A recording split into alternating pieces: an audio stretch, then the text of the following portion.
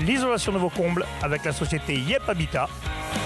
Et la société Péris, partenaire du rugby languedocien, vous présente Série Rugby.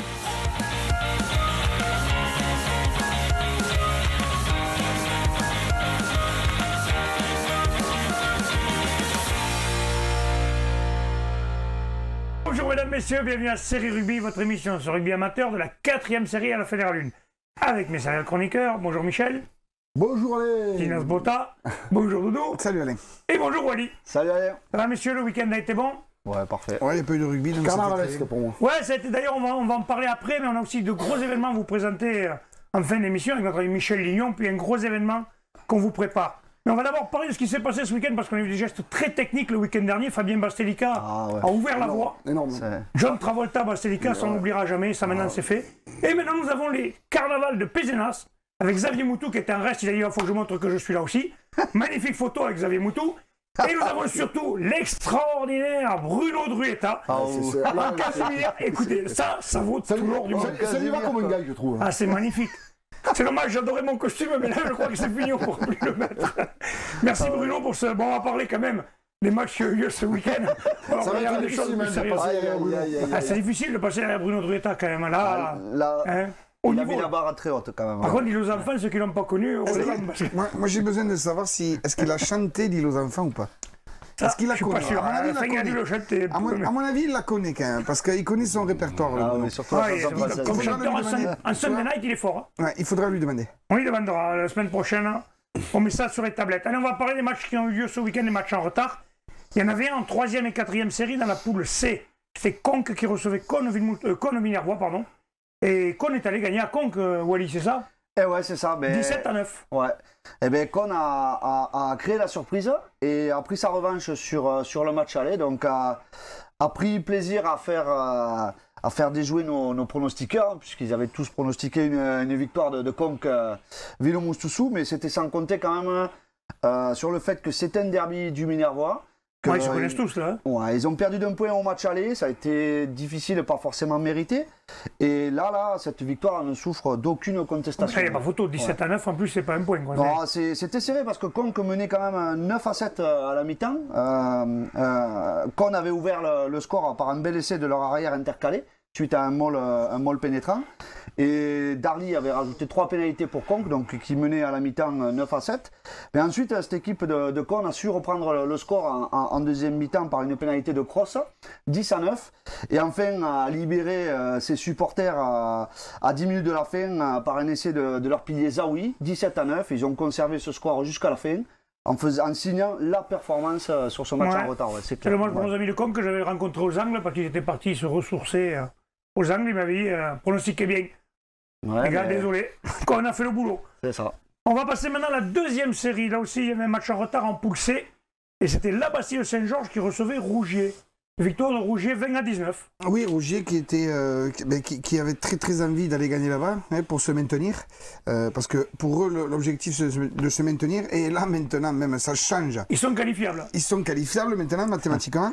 Un match que la Bastide a voulu vraiment mettre sur son tableau de marche. Et la Bastide commence vraiment une très belle partie pour mener 7-0 avec un essai, puis 14-0. Donc Rougier qui est un peu pris à froid, alors c'est un jeu de mots, puisqu'il y a eu quand même un water break à la 20e minute, c'était parce qu'il faisait très chaud. Ouais, un gros week-end de chaleur. La chaleur avait pris le pas, donc l'arbitre a voulu faire un water break, et ce water break a permis à Rougier de se remettre un petit peu dans le sens de la marche, mais c'était sans compter sur la Bastide qui quand même...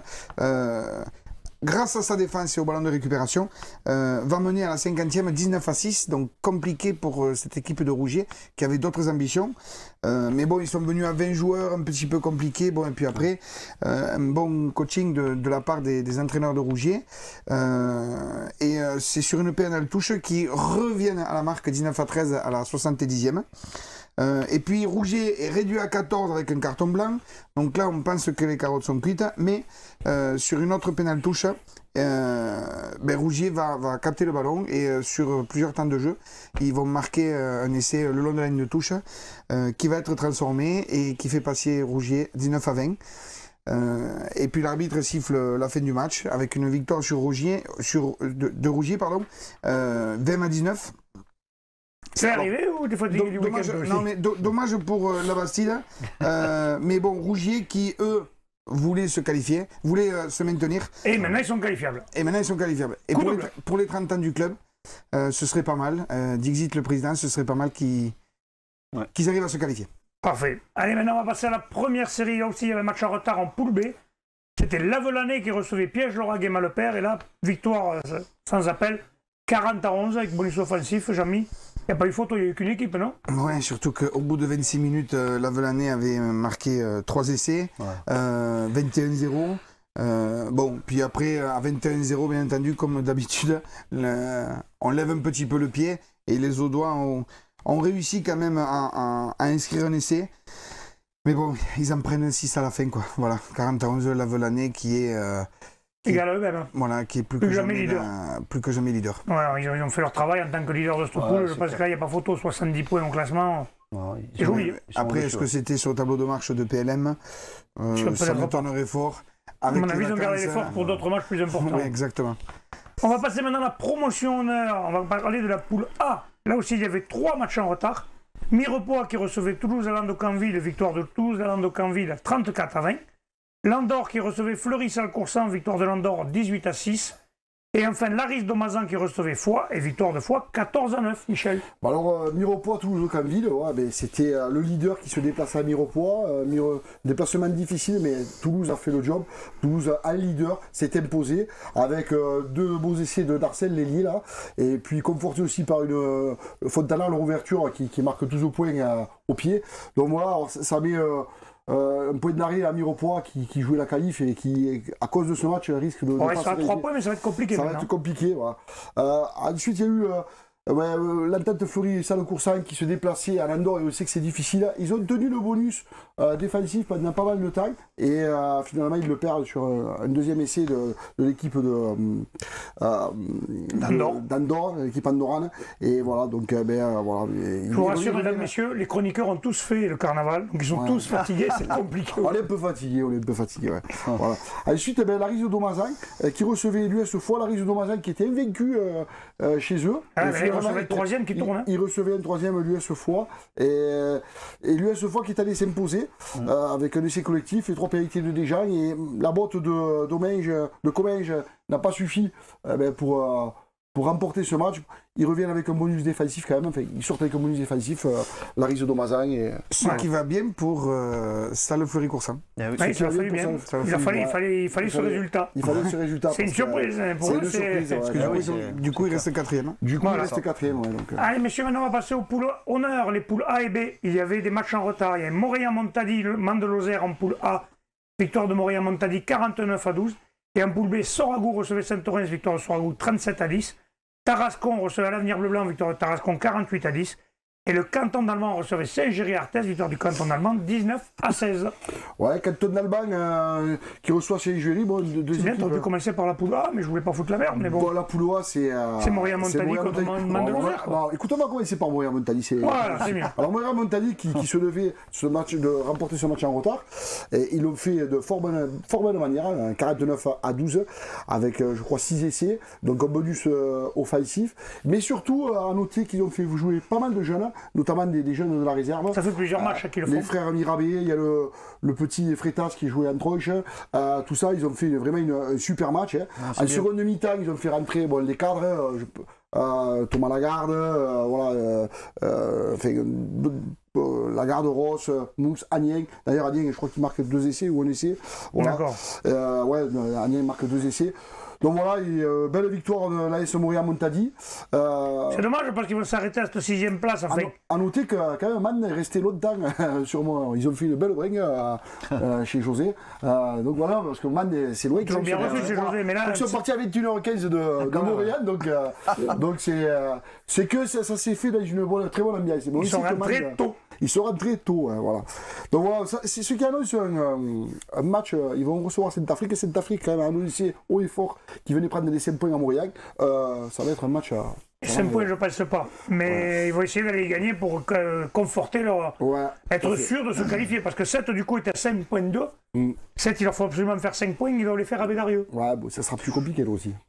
Ça va être chaud. Ouais, ça sera chaud. Allez, on va parler de Soragou Saint-Torres. Victoire de Soragou, un leader plus que jamais, pareil. Soragou, voilà, ils sont au-dessus de tout le monde. Voilà, et, voilà, Ils dominent leur poule, la tête des épaules. Il n'y a rien à dire sur ça. Tarascon à Villers-le-Blanc, par contre, à Villers-le-Blanc, par contre, ils ont une mauvaise passe. Ils ont pris de déculottés à l'US Tarascon. Et pourtant, ils sont 4e au classement malgré cette défaite. Ouais, mais là, c'est compliqué avec 6 essais de Tarascon, qui a l'air d'avoir une grosse équipe, notamment Marfay. Alors, je ne sais pas si c'est de la famille de Jean Arbol. Non, mais l'arrière qui marque quand même 2 essais. C'est toi qui es fatigué là quand même. Oui, il marque 2 essais, 3 transformations et 4 pénalités, ce qui fait quand même 28 points sur 48. La moitié des points ont été marqués par Marfay. Donc celui-là, sacré joueur, super joueur. Et l'avenir Villers-le-Blanc, qui revient bredouille de ce déplacement. Voilà, mais qui reste 4e à 3 points du 3e, donc ils sont encore dans les clous quand même. Ouais, mais ça sera compliqué quand même. Et les derniers matchs, quand on a le Saint-Géry-Arthès Saint-Géry-Arthès, qui ramène le point de bonus défensif du canton d'Albang. Donc le match a été serré alors que c'était le 3e qui recevait le 7e quand même. Tout à fait, mais bon, voilà, belle victoire du canton d'Albang quand même, qui reste victorieux à domicile.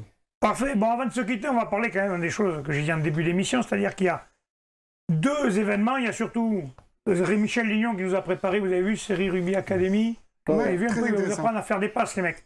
On aurait dû avoir ça avant, nous, quand on était jeunes. C'est sûr. Toi, tu aurais pu faire des vraies passes en tant que demi-mêlée, tu vois, toi, c'est quelque chose. Là, tu es en train de toucher un point ici, qui était ma spécialité, c'était la passe. Ah merde, c'était pas le jeu au pied. Moi, j'ai été formé par un grand demi-mêlée, qui s'appelle Chenet Nekams. D'accord. Oui, bon, ça va. Bon, donc, à partir de là, j'étais tout le monde. D'accord, c'est bon, qu'on a compris. Tu sautais en touche aussi ou pas?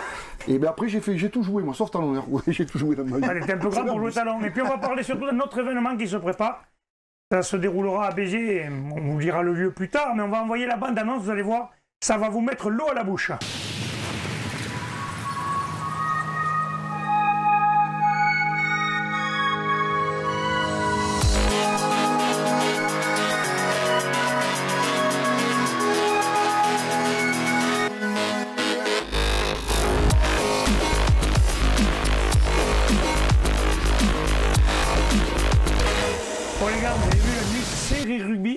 Là, il va falloir vous mettre sur le 31. Hein. Non, mais là, c'est.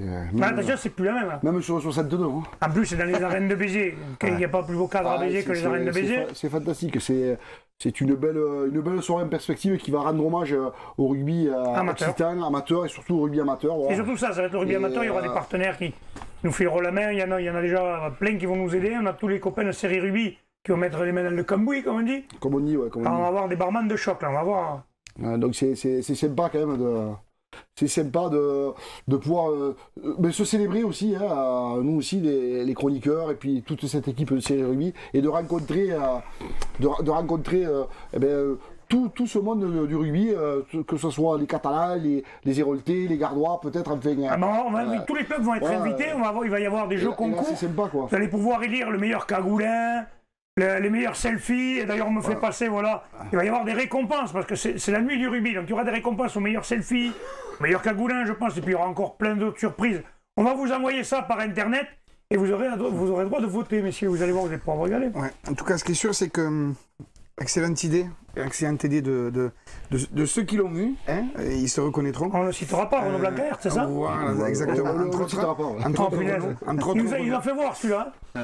Il est dur, moi, surtout le message par rapport à cette nuit du rugby, c'est on est peut-être sérieux, mais sans se prendre au sérieux. On fait ça sérieusement, mais on ne se prend pas au sérieux. On a toujours dit, et on fait ça pour faire vivre le rugby amateur.